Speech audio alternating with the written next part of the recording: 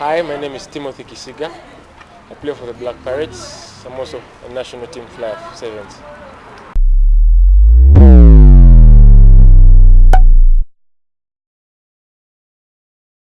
Okay, Timothy, it's good to have you. Thank you so much. Start by telling us the journey to the top.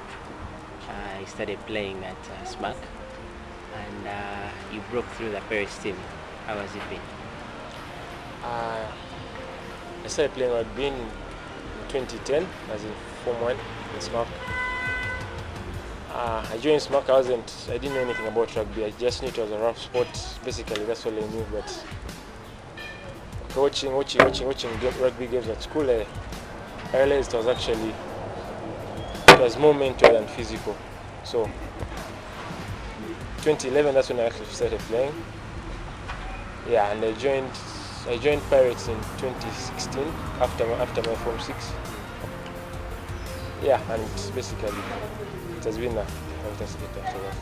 Wow, what a journey. Tell us about the World Cup experience. Breaking through the international team, Sevens. Tell us about the international experience. And I think the World Cup has just been. I think the World Cup is just something which has happened recently, but so many things happened before that, and I think that all that brought us to the World Cup stage, and the World Cup experience was really a life-changing experience, because I think everyone in the world, not only in Uganda, everyone wishes to play on the world stage. So me being there, I thought this was my time to really showcase what I can actually do on the rugby pitch. And hopefully God was with me, and yeah, it was beautiful. That's quite a performance you put in, scoring 4 tries on the international level. That was really good. Let me take you back to the Pirates team, where you are a fullback. Yeah? Pirates is on the verge of winning a treble, the first ever treble. We saw the performance I put in last year, and now the performance you're putting in last week, winning the Coronation Sevens. How has it been moving from Pirates to the top to winning, now close to winning a treble? I think Pirates is full of young people, and full of young lads who are actually very passionate and they understand the game. But it hasn't been all glory for us. The current stint of success started, I think, in 2014 when Paris was on the verge of relegation. Almost got relegated, and guys were like us. We left school among the best players in school, and we were almost being relegated. So in 2014, I hadn't joined the team, but the people at that time, the young Ivan, the Masters, all those guys, they decided that they have to take Paris to the top. That time, they won the relegation battle, so the next season in 2015, they ended third. That was the time I made my debut, but I made my debut against Warriors. It wasn't a very good game for me. I had a lot of butterflies. I didn't conquer them, and then the next season, that's when I actually made my full starting debut, and that time we finished second. After that season, surely there's really nothing. You just have to.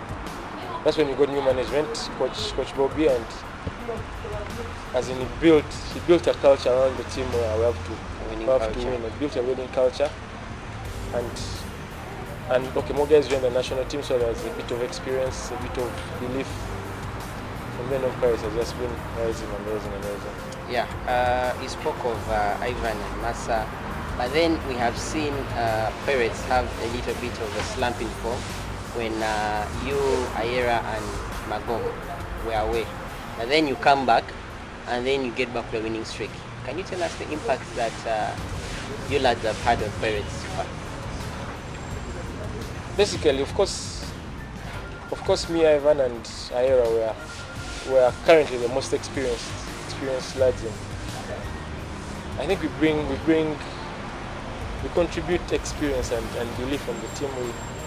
When we're around this, especially Ivan is a guy who didn't score a lot of tries, but he's an organizer. He organizes the team, psychs us up. So in the end, by Ivan is a pillar. I think Ivan who psychs up the whole team. Then score a lot of tries, but the way he understands the game and the way he organizes us, I think it's why we win. I think because we just play for Ivan. Yeah. Those are such kind words for your captain. Tell us, when do you hope to make the national 15s team? National 15s. Of course, I thought about it. Actually, it's what I thought about before I was called into the sevens national team. But sevens in Uganda has been changing, and I think it's going for greater heights. So I wanted to first specialize in sevens until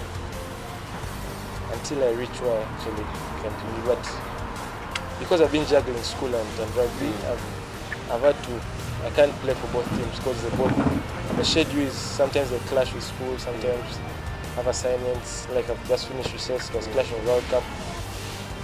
So I believe if I first concentrate on one, when I finish school I'll have the liberty to do whatever I want with my time. Okay. Speaking of school, you at campus, you're doing a hard course, software engineering. Tell us, how did you juggle your time with playing rugby and then school? How do you? Yes, I mean my career. I'm actually going to third year. Okay. I've just finished my second year. I've just finished recess last week. Okay. I think the reason I'm able to juggle school and rugby is after rugby I'm very, some people are telling me, like my parents used to tell me that if you play rugby you're not going to concentrate, you're not going to be able to concentrate at school.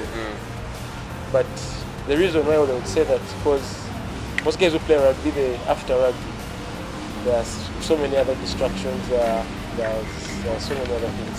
Sure. But if you just focus on rugby and school, you can actually play it out. If your time is rugby and school, then after that, all the other things come after rugby and school. If you can follow that, it's not easy, of course, because there are so many distractions. The young lads who are having the time of our lives, are having fun. Things become a bit complicated. But as long as you can keep the focus, I think you can. Yeah, you can give it. What has been the greatest highlight of your career so far, your rugby career? The greatest highlight of my career was a hat trick I scored against Uruguay, That World was Cup. a beautiful one. I cannot describe the experience because I only played first half. I scored the hat trick in first half. As in, of all the people at Ciadelo, Senat, Lasasila, those are the things I used to do, and I could not describe the feeling. It was just strange. Although it was nice. Even up to now, I don't think I'll ever do it again. I just hope. I don't think I'll be able to do it again. It was just. Well, the sky is just the limit for you. I need to understand something. Growing up, did you ever think you'd be playing rugby, or you grew up the love for rugby from smart? In 2011, I started out as a scrummer. As a small chap, very small. But me being small then, because my class had big guys, all the guys in the upper classes were bigger than me, but me being small, I think I learned rugby because I was small. The way I play is because I used to be small. So I had to look for other ways of being good, but as in using my size as an advantage. So and then I polished up the skills. In 2012, that's when I actually thought because I started watching South Africa, the 15th team, because then I was really too. My 7 years as probably said the 15th. There was South African player called Monestein. It was my real first inspiration for rugby. Okay. They used to play out just things. Then I think Monestein took me through school till. Of course, I used to continue watching rugby. I used to appreciate the good players, but Monestein was still a passion. Then when I started loving sevens and watching the Blitzbook and the South African sevens team, there's a guy called Cecil Africa. Cecil Africa has been around for a very long time. I saw when he was a very young lad, and he has managed to stay on top for a very long time. And the way he organizes his team, the way he plays, he's a guy I really look up to Okay. the game of rugby. That was actually my next question. So, well, your name is really making noise in the rugby community, and I'm sure very soon you're going to be called up for the debut, the national 15. But I want you to say maybe a word or two to the kids that are looking up to you there, out there, the Pirates fans.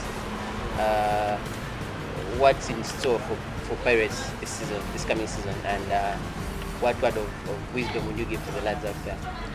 Aside from the word to the kids, Yes. to the young kids out there, stay in school, man. Stay in school.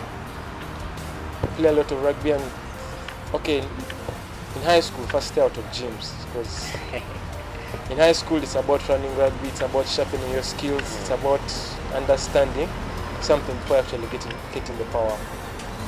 So stay in school, play a lot of rugby, run a lot, all those things. Then after school, maybe that's when you can start going to the gym. But main thing is you have to first stay in school. You have to first get an education, because in the end, an education is what matters. Is what you have to be in the future. Okay. Thank you so much. Timothy Kisiga, the Rugby Sevens Fly Half. Thank you for having us.